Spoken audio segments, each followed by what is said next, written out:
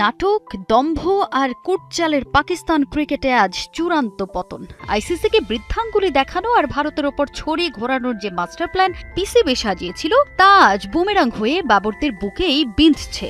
BCB সভাপতি আমিনুল ইসলাম বুলবুলের হাতে লাটাই ধরিয়ে বন্ধুত্বের জয়গান কিংবা ইসলামাবাদ ঢাকা ডিরেক্ট ফ্লাইটের ডিপ্লোমেসি সবই এখন ইতিহাসের আস্থা করে রণক্ষেত্রে সেই দম্ভ ধুলোয় মিশে গেছে। আর এই হিউমিলিয়েটিং ফেইলিয়ারের পর কোনো দয়া নয়, সরাসরি আর্থিক কুঠারাঘাত করলেন মহসিন নকভি। নিজের খুঁড়ে রাখা গর্তে আজ নিজেরাই বিশ্বকাপে অংশগ্রহণের সেই ব্ল্যাকমেইল ড্রামা আজ শেষ হলো লজ্জায় মুখ ঢেকে। প্রবাদ আছে, মরার ওপর খাঁড়ার ঘা। একে তো সেমিফাইনালের স্বপ্নভঙ্গ, তার ওপর পিসিবির এই রুদ্রমূর্তি যেন বিষের ওপর বিষ ফোঁড়া।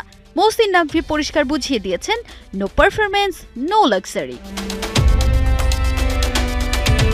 পকেটে টান, ক্যারিয়ারে অশনি সংকেত। বিশ্বকাপে ভরাডুবির জেরে বাবর রিজওয়ানদের ওপর পিসিবির অপারেশন ক্লিন আপ শুরু। মাঠের ব্যর্থতার জন্য প্রত্যেক ক্রিকেটারকে গুনতে হচ্ছে 50 লাখ রুপির বিশাল জরিমানা।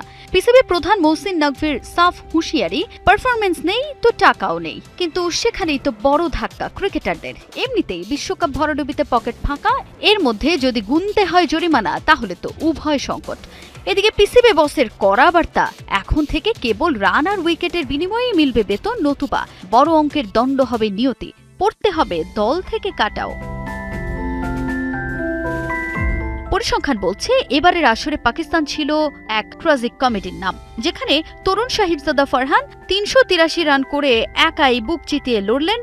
সেখানে তথাকথিত কিং বাবর আজম পুরো টুর্নামেন্টে 100 রানও পার করতে পারেননি। বোলাররা যেন ছিলেন উইকেটবিহীন মরুভূমিতে।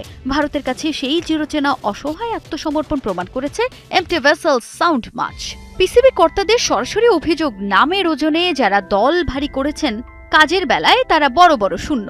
কোটি কোটি টাকা বেতন নেয়ার পর যারা মাঠে লড়াই করতে ভুলে যান, তাদের জন্য পিসিবির দরজা এখন থেকে হবে অনেকটাই সংকীর্ণ।